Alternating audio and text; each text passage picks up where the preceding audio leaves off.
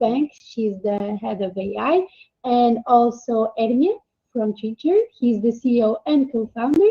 And of course, moderating, we need an awesome person that knows all of these topics, and no one better than that than Arijit. She's a jack of all trades and master of many, with a lot of years of experience in a lot of fields. He's also the founder of the World Leader Summit, so check it out. We have everyone in the room. Ernia, just here. Okay, just giving a little bit of yes. Welcome, everybody. And let's begin the last block. Yes. So I know of the corporate. Of the corporates. We still have a lot to go. So we will give the words to Arijit, and thank you for your time. Super. Okay, so I think we have a super exciting panel to probably discuss about artificial intelligence and blockchain. And we have here, of course, Amia and Smriti, two exciting young people doing massive work. And of course, Smriti will more talk about AI, and Ermia, I guess, will be more talking about blockchain, right? Am I correct? Yes. Super. Okay.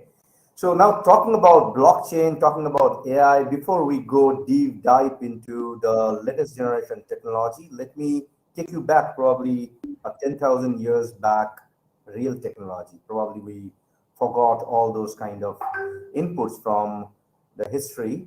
But yes, all these latest generation technology that we are talking about, which is not there yet, and probably which is happening now, was there. And that exists in a lot of different kind of culture.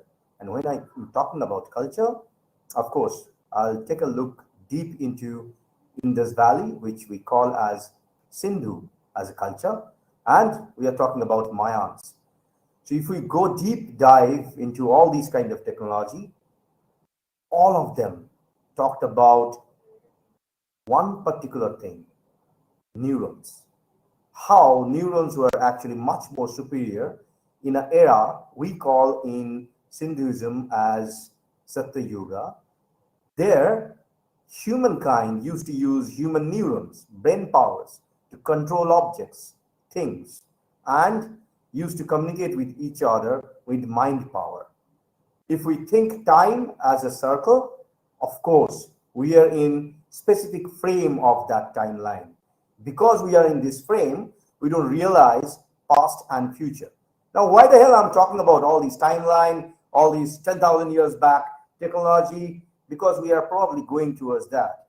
And when we talk about something which is related to today's topic, it's not about only technology. We're going to discuss about humanity. We're going to discuss about how it is impacting our planet. And there are a lot of questions that's happening which exist in earlier days and that's coming up again. Is AI harmful? Is it helpful? Is blockchain a blessing? Or is it gonna kill our planet? It is probably increasing the heat or probably taking a lot of job, a lot of questions. But yes, I'm not the specialist today. Specialists are these two young guys. And I believe we're gonna reach in a conclusion in our next 30 to 40 minutes communication drive.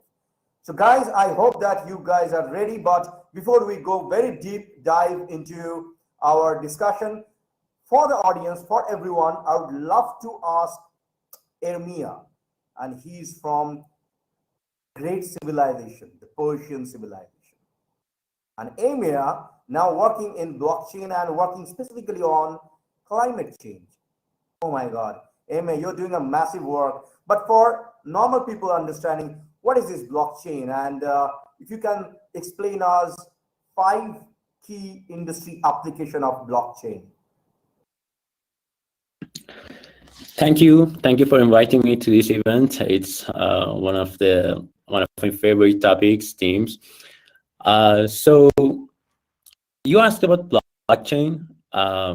I was looking for a very simple definition of blockchain because I remember when I was introduced to blockchain, it was like at least 3 or 4 months that even I couldn't understand that one sentence that was defining blockchain. So I tried to simplify it, and I would describe blockchain as a system of recording information in a way that it makes it difficult or impossible to change, hack, or cheat the system. So this is a simple description, but if I want to go like in a more professional way, I would say that blockchain is essentially a digital ledger of transactions that is duplicated and distributed across the entire network of computer systems. So this distributed ledger technology has a number of properties. It is programmable, it is secure, anonymous or pseudonymous, it is time-lapsed, and it's immutable. So basically the difference, like the blockchain is a specific type of database. So it differs in a way that the data in blockchain is chained together. So the new data that we record on blockchain is changed to the previous data that is recorded there. So this simple actually attribute of blockchain has unlocked numerous opportunities. Like the main use case started with Bitcoin, like when we could easily send money to each other. And then after that, Ethereum was introduced as a general purpose blockchain. So when Ethereum came into existence, the concept of smart contracts were introduced. So basically, Ethereum is like an internet, and the smart contracts are like the websites, applications on the internet. But the main difference is that most of these applications are decentralized. They are, I mean, the ownership of these applications are distributed among the community, and users maintain their own privacy data, and they can like easily interact with any of these applications with just one account, one Ethereum account, instead of signing up for each of them. Like when we go to internet and when we want to use one platform, we have to sign up for each of them. But in the world of Ethereum, there is one Ethereum account, and you can interact with all of them together. And the concept of borderlessness is there with blockchain. So it doesn't matter where you live, in what jurisdiction you are living, so you can easily have you can easily interact with this world with one set of data, one set of rules that are written in the code. Yeah, hold on for a second. I guess if we are targeting 5 industry, can we define it like we have healthcare industry as one of the example where you can use blockchain technology? Can we say that decentralized banking system can be done? And of course, we call it as a DeFi system. Can we define that, okay, fine, blockchain can be used in insurance sector? Can we define that blockchain can be used in the defense sector? Can we say that it can be used for calculating and optimizing the entire planetary energy system, which means we can use it in the energy sector as well? So industry specific, we can use blockchain, of course, almost everywhere as per our understanding goes. Is it true, Amir? Yes, there are basically theories that we can use blockchain in many areas, but like so far the financial system, like it has shown to us that it can practically be used in the financial system, and because financial system is like behind most of these other sectors, so it can impact them as well. Like maybe you have heard of it, decentralized finance is something that is like, they say that it's one of the 3 trends that is disrupting the whole finance. So basically, like when you want to get a loan, you have to do a lot of paperwork, and at the end, maybe they don't give you the loan. So in decentralized finance, no, Of course, of course. and you can use it 24 hours 7. So it doesn't matter if it's in the weekend something. So you can go and get your loan. You can use the exchanges. As you know, some like the stocks market, you can trade sometimes like in certain hours in like on blockchain, because like there is no human like managing them. It's all set of codes. So you can use it. And also regarding the healthcare system that you said, of course, yes, when we talk about a distributed ledger system, we can, one important thing in the healthcare system is the data of patients. So, and also the privacy around it, the ownership of these data. So blockchain can help us in this regard, and users can be the real owners of their data. So they can either sell it, like give licenses on top of it, and many use cases. Like we usually limit blockchain to money transfer trading, but it's really more than that. And later on, I will also talk about it, how we ourselves are like using it to fight climate change. 100%.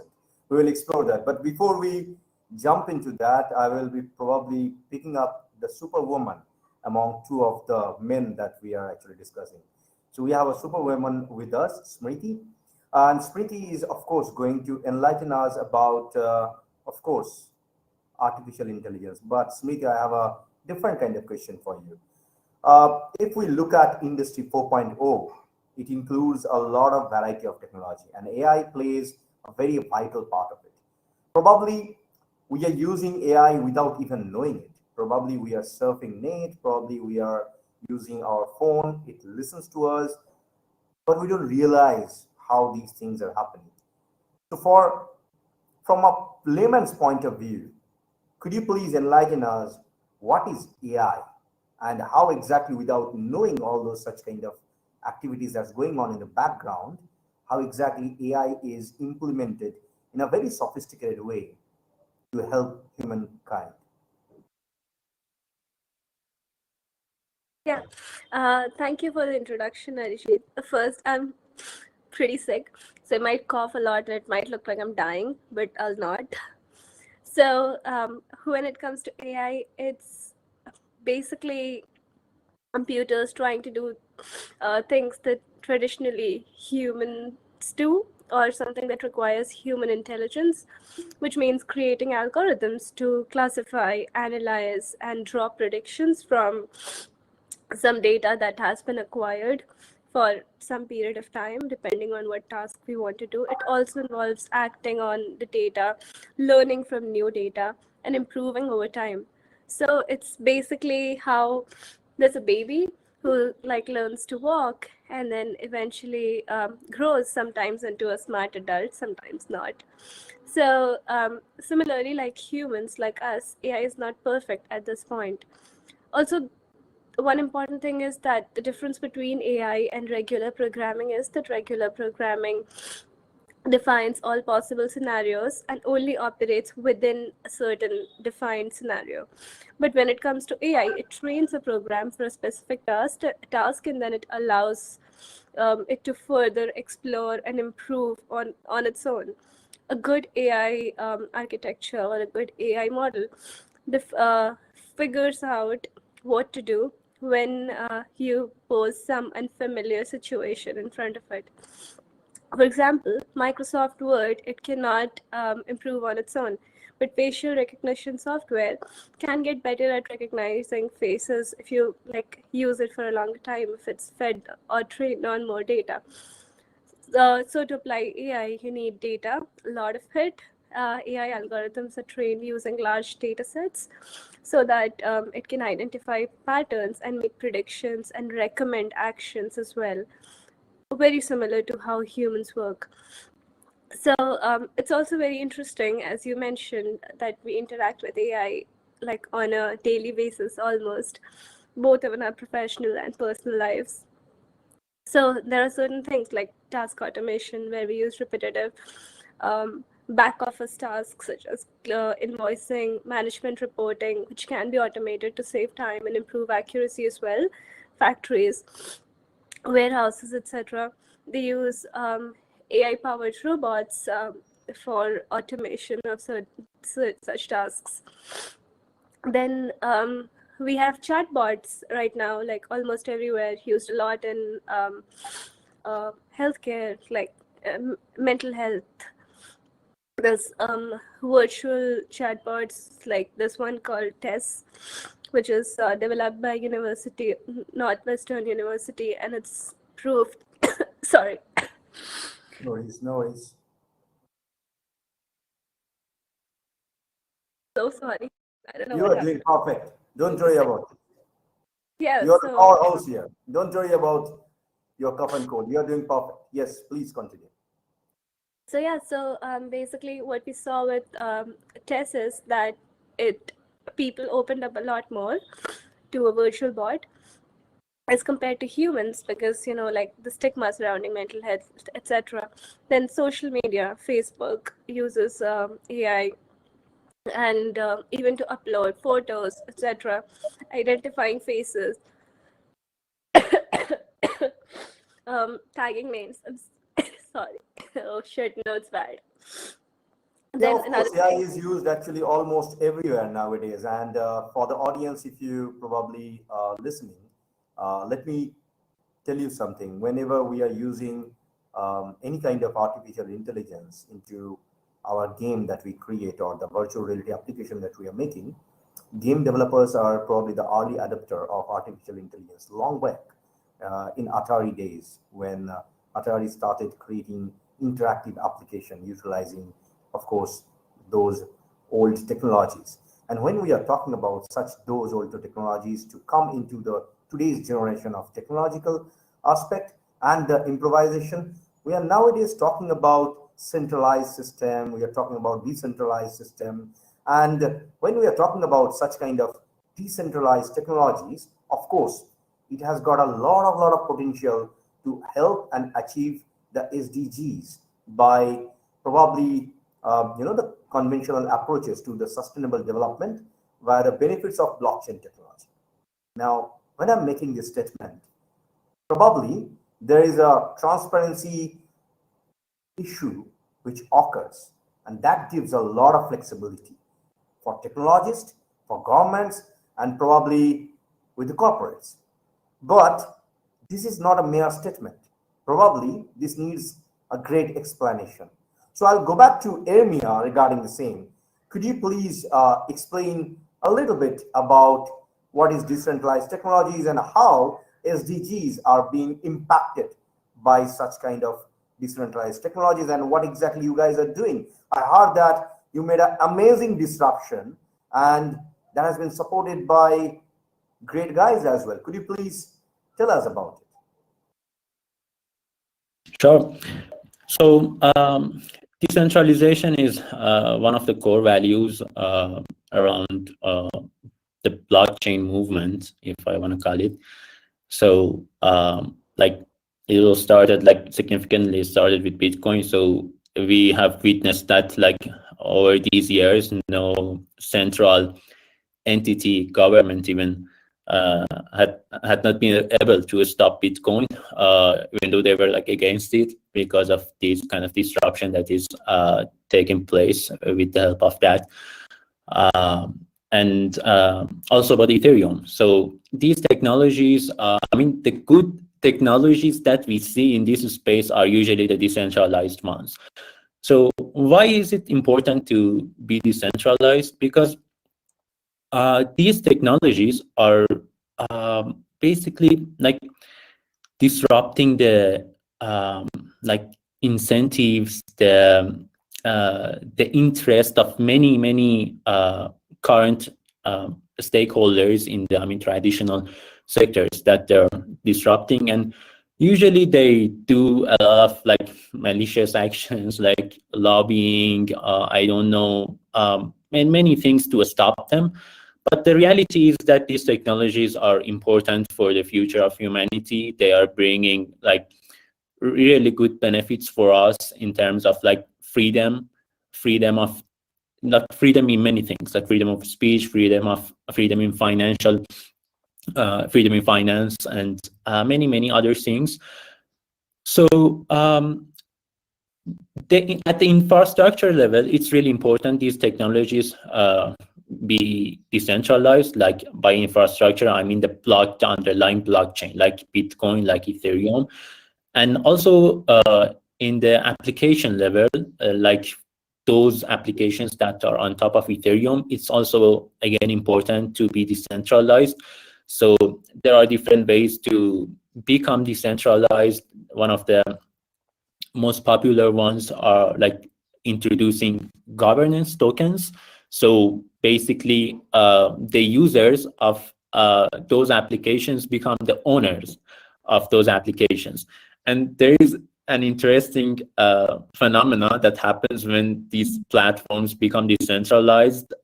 Sometimes they do a retroactive airdrop of tokens to the previous users, and it has made many people rich, because initially these governance tokens are not aimed to have value. They're only used for voting for the future, for the decision making.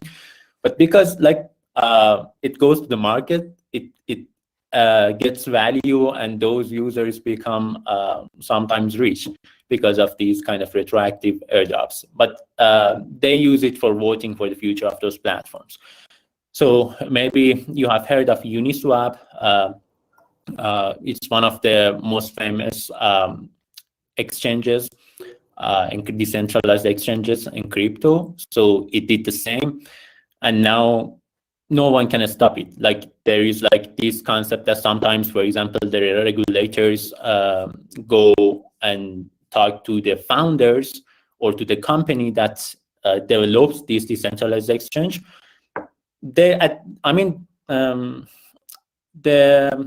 thing that they can only do is to like stop the website, the domain, but the underlying smart contracts are working there. Like another domain, for example, right now it's uniswap.com. They stop it, and tomorrow, I don't know, ermia.com comes and says that it connects the interface to the smart contract, and it works again. So this is how decentralization works. And it's really important because it can redesign the incentives for the community. And also, it is actually one of the interesting business model. I don't want to say like business model. Maybe I would say like sustainability model for these communities, because most of these technologies are open source.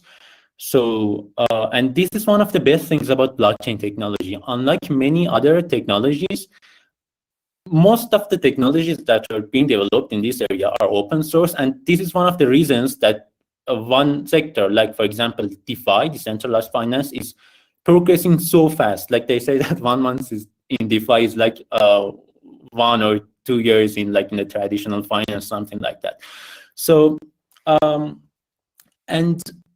we ourselves are using these kind of technologies to try to make an impact, to create a better future. I'm not sure if it's a good time to talk about it, or we can put it for another part of this discussion. We heard that.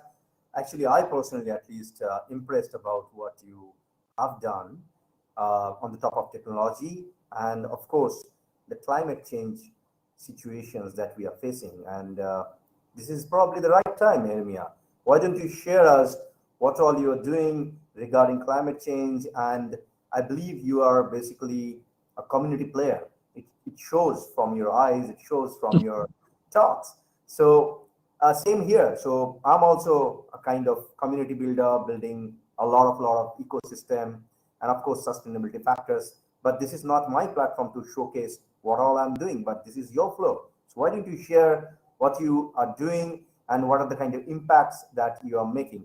But I'm not going to give you a lot of time. I'm so sorry, because I can see that our co-panelist, she's really not well. So if we can do it maybe in a very crisp way, it will be great. Yeah, sure. So basically, we are using technologies to make an environmental and social impact. We are using the concept of smart contracts to connect funders to tree planters worldwide, basically those who are like who love to fund forests, reforestation and afforestation.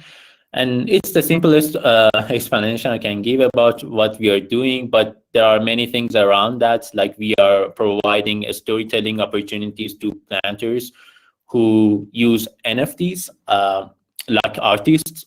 So Right. each of those trees are NFTs and can act as a collectible asset for funders. And then later on, they can also uh, claim carbon credits from, the same from the same action that they have done. So basically, they fund trees, a planter plants those trees, gives updates from those trees. The smart contract manages how to pay the planter and also different stakeholders in this ecosystem. And then also it gives more benefits to the funders, like the carbon credits. Yeah, there are many things around it, but this is how we are using smart contracts to create a multi-stakeholder approach in climate action, especially in the forest sector. And also, we are trying to unlock new opportunities, like those unprecedented opportunities in climate finance, like this exact concept of NFTs, which brought unprecedented finance opportunity for artists, are being used in the same way for forest planters. Amazing, amazing. Super work, Emia. Not only that, I heard that you have been supported by a couple of more other companies and, of course, more team players. Could you please tell us about that? Probably you got support from a lot of big other community people as well. Could you please tell us about it? Actually, it was like a few months ago that we got an investment from UNICEF Innovation Fund. It was basically a blockchain program that about like 500 blockchain companies participated, and Treasure was one of the 8 companies that got this investment. So, and thank you. And we are really happy that we are partnering with UNICEF to expand this project and run more pilot programs in different regions.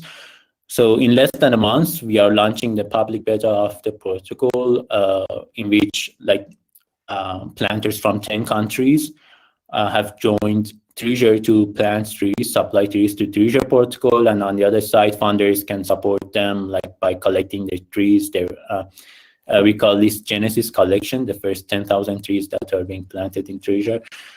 And that is the start of the start point of the story. There are many other organizations that are especially interested to support those planters. And interestingly, some of them are in the metaverse, like they're not in the real world. So we are basically thinking to provide our trees as in-app assets to these metaverses games. So when you are playing a game, look, when you see a tree, that tree is linked to a real tree in the world. So there are many things going around it. I think in a month, the audience can follow us on Treasure on Instagram or Treasure Talks on Twitter. And there are a lot of good news coming in the following weeks. Super, super. So in a way, you are actually helping the entire climate to probably enhance our planet's health. And it's an alarming situation nowadays. I'm associated with a couple of global organizations who are actually working very deep with our iceberg that's melting across the world. And we are utilizing technology to solve such kind of issues. And talking about technology and climate change, I have a question to Smriti. I hope you're feeling good, Smriti, now. Okay, super. So, next question to you is: can AI accelerate our response to the climate change? Is there any possibility? Yeah, so I'm sorry about earlier. And yeah, so basically, climate change is one of the planet's biggest challenge right now. And according to UN 2021, this is the final year when we can actually make some change to tackle the rising global temperatures. And if we don't act now, we may face COVID-sized pandemics every 10 years. And in order to accelerate the process, AI and technology definitely plays a major role in finding quick and frugal solutions during this time of urgency. So AI use cases can help towards adaptation benefits, preventing wildfires, mitigating environmental risks posed in critical areas, drone surveillance, monitoring, as well as predictive analysis to make Earth more resilient in the near future. AI will be at heart with core technologies, core climate change technologies. It'll also help decrease environmental harm, including CO2 emissions, leverage massive amounts of data, help build advanced remote sensing devices, etc.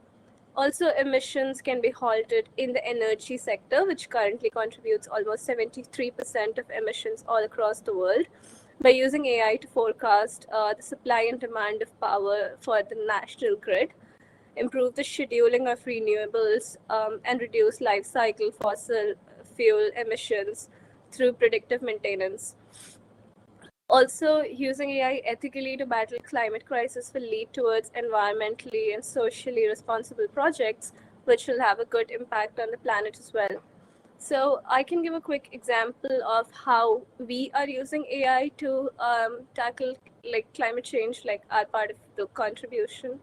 Sure. So currently, if you want like carbon credits, if you want to buy carbon credits, then it's like a huge process, which starts from someone first.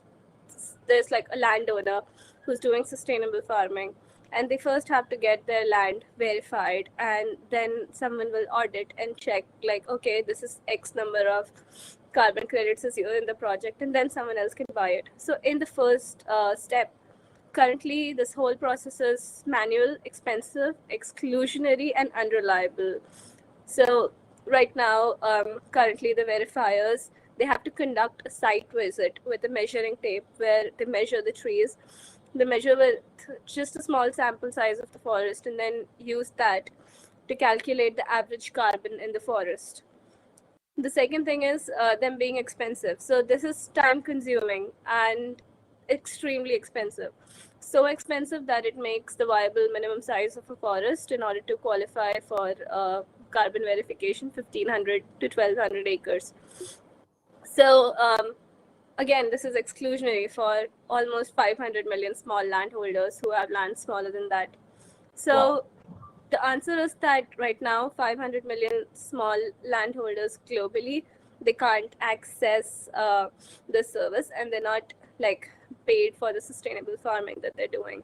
It's also unreliable because projects are verified in small samples intermediately. So carbon credits being sold in the market are often faulty. And yeah, so basically we can use technology to tackle this. So our deep tech solves these problems by monitoring, reporting, and verification of almost every tree in the landscape. Quantify carbon with almost 99% accuracy for small landholders. We're focusing on deep tech solutions. We use supervised deep learning, convolutional neural networks, which minimizes the need of any expensive ground truthing. This reduces the area size of the area for physical verification, which tends to be the problem for majority landholders. This also allows us to provide carbon payments and other financial benefits to 500 million small-scale landholders globally who currently do not have access. So we're using satellite imagery and proprietary deep learning models that are 18,000-fold more efficient as compared to the current standards, and we have filed a patent for it. And with very, like, as I said, very little expensive ground truthing needed.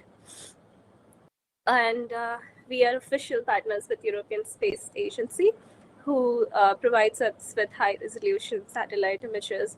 And then we also use some open-source satellite images and using more LiDAR data, drone data, etc., make the model better. So basically, We use technology in our case to measure and monitor biodiversity and climate adaptation benefits, which help raise the profile and confidence in nature-based solutions, carbon marketplace, and increasing the trust and transparency, etc. So that's probably an example of how AI can help accelerate the whole process. Super. Beautiful knowledge. But when you talked about carbon footprint, I would love to ask and go back to Ermia regarding the same. There is a saying I was reading that 20% of world's power consumption is happening because of all these blockchain solutions and crypto mining.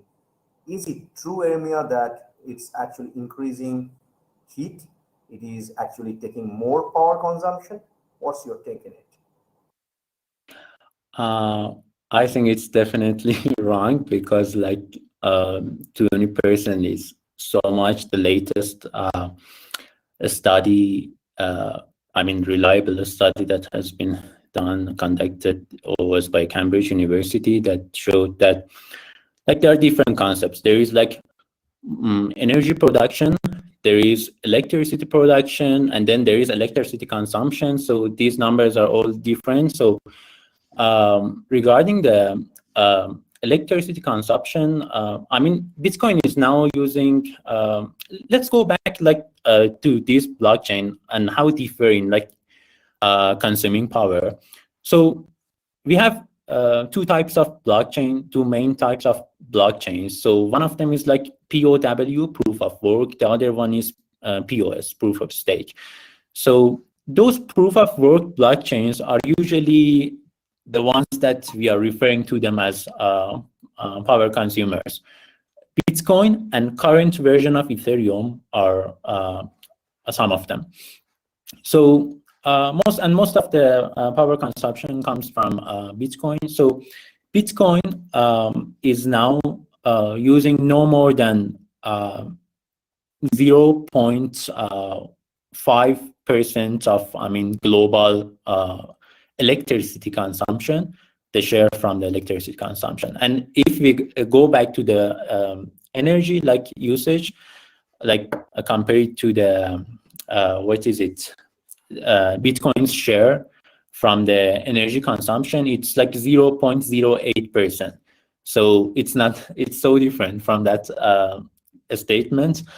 But the point is that it's basically like when we are studying such a phenomena, we should consider like the positive and the negative externalities together, the social and the economic. So when we are talking about if we are saying that is blockchain anti-climate, we should also consider that what other benefits blockchain is bringing to the world and how it is replacing the financial system. It's disrupting the financial system. Even in the case of Bitcoin, I have been in this space for many years, but I haven't had a lot of Bitcoin transactions. It was like a personal choice for me. I was mainly using Ethereum, but and also in the community, I'm also always talking about the negative impact of Bitcoin on environment. But I know that it has some other benefits. So let's go back to the traditional banking system. There is let's go back to the transparency of blockchain. So this is like a two-edged sword. So because blockchain is so transparent, it is giving these numbers so easily to everyone. And everyone is Bitcoin is just spending this amount of electricity, this amount of power. But no one knows how much energy, how much electricity the banking, the traditional financial system is using. Imagine all the banks, the physical spaces, the transportation of money to those banks, the gas, oil that these cars are using. These are all So there was a report by McKinsey and Company, and they showed that self-driving cars will dramatically decrease accidents by up to 90%, and prevent almost $190 billion US dollars in damages, health costs annually. And the thing is, when it comes to self-driving cars, it took a lot of research to come up with the algorithms, development, collaboration between cross-functional teams, etc. Also, when such kind of technology comes up, a lot of different ethics come up along with it. So we have to constantly monitor, analyze, and there's always ethics like around it. But yeah, overall, it's safer. Should I elaborate more or? No, it's perfectly fine because we are actually going towards a very interesting situation. So I'll be asking the similar kind of question to Amia. When we are talking about all such kind of applications, all such kind of human intelligence versus machine intelligence, and we are talking about a lot of different variety of technology coming together, working hand in hand. I'm sure that AI and blockchain both usually goes hand in hand as well. So if I may refer machine learning over here, that's an integral part of all these both technologies. Without ML, probably you can't come to a conclusion. Do you feel that we are actually going towards a future which will emerge a lot of technologies together where we will be in a very specific future which will be completely automated, and we will be using a lot more other technologies coming together to give a particular solution to humankind? Your takes on it, Anya? Generally, I think humans will always be there. Like, we need them to do a lot of things with these technologies. I don't think that we are going to reach to that point. But these paradigm shifts are always happening. Like any kind of paradigm shift that was happening, there were people who were talking about such things. Like, for example, imagine when they were doing agriculture by hand, and then the tractors came and they were like, okay, tractors are going to replace those farmers. When Uber came, they were like, Uber is replacing taxi drivers, but the same taxi drivers went, this was just a paradigm shift, and they were just getting sometimes better paid. They were like maximizing their the salary that could get, and sometimes like other people could get new jobs because of these paradigm shifts. So basically, I think the best, I'm not the best person to say this, but personally, I think that usually the best approach is to welcome these paradigm shifts and then think about them in advance to prepare new job opportunities, train people for these new job opportunities to have a smoother shift in this paradigm. So regarding the AI and blockchain, I think these are two of the technologies that are really close to each other, and they can help each other in terms of because for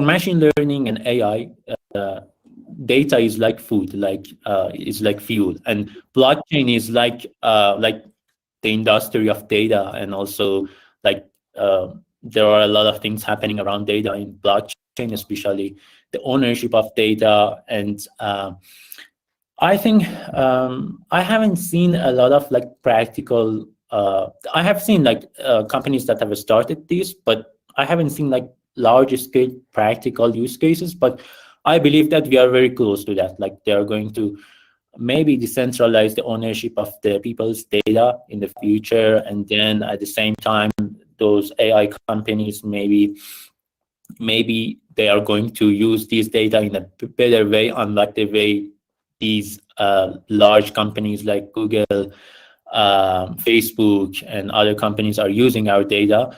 So this is something that I believe is going to happen in the very short-term future. Interesting. So I have one last question to both of you. Probably that will be really controversial. But I want sorry, Arijit, just asking you to be really brief because we have another slot starting in 15 minutes. Oh, so yeah. It doesn't over. Yes, please. We can skip, no problem. No, if it's quick and just a teaser, I think it's cool. Okay, so the last question to you is basically when we look at these tools are being used by a lot of corporates. Of course, it's a transparent system, decentralized. But don't you feel that this AI and blockchain tools will be in the hands of very specific number of companies? And on the other hand, if you look at the government, they always strive for power, and companies will always strive for money. So do you feel that that is good for humanity to probably give many power to private companies, or you feel that that's a complete myth that people are thinking? And what's your take, last point, on the ethics that's often not backed into the digital system by making people's decision? Maybe 1 minute each of you, and we close. Okay, I can start. So regarding like democratizing these tools, I think it's usually, I can say it's always better, but it's usually better. Like we can take a look at how, for example, in terms of, and also it's like situational. We need to look at the sector that we are talking to. For example, in terms of financial system, like let's see how those who are in power in the traditional financial system are abusing their power right now towards the other countries. And like this is how this is like the scenario that they have the power. We don't have enough data about the scenario that people have the power, but I believe that always like democratizing is better because people have the right to own their, freedom. So it's not always like that. Those regulators are creating good laws and good regulations for people. Super. Smriti, your text, please. Yeah, so that was a really good point, Urmia. So when it essentially, with the increasing scale of artificial intelligence technology in terms of size of neural networks, energy use, size of data sets, and the prevalence of technology in society, it is definitely raising stakes for major ethical questions. And the questioning is made of more urgent because of its scale at this point. AI systems are reaching tremendous size in terms of computation power that they need, and the data they consume, etc. Sometimes this questioning is a silver hope that with the right guidance, AI can help solve some of the biggest problems in the world or any technology. So the same technology that may propel bias can reveal bias in hiring decisions, for example. The same technology that is a big hog can potentially contribute answers to slow or even reverse global warming.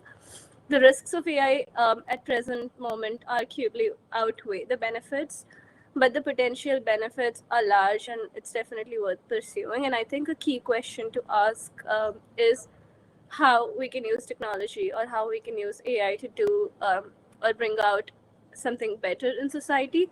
I think that's probably an end I would leave it at. An open end. Right? Super. So I believe that if I may summarize within 30 seconds, technology really, but yeah. Technology will always be there, and it will always help the humanity. And as many as new technological involvement we are going through, we will probably encourage more and more companies to come forward, build new solutions, make bigger impact, just like Ermia and Smriti is doing in the entire planet. And I wish that all future summit, just like this, we are organizing a panel discussion. Probably we can do more great works together to help and increase the knowledge base into the entire planet. Thank you so much for being with us and watching us and listening to us. I'm so sorry about the overshooting of time. Thank you. It's a really interesting topic. So thank you so much for being there and for being here and for taking the time to discuss this. Thanks, Smriti. I know you're sick, and thanks for giving us your energy. Okay. Thank you. And just to the people who are watching on YouTube, we will just close this stream and open the other one. Okay, the ecosystems one.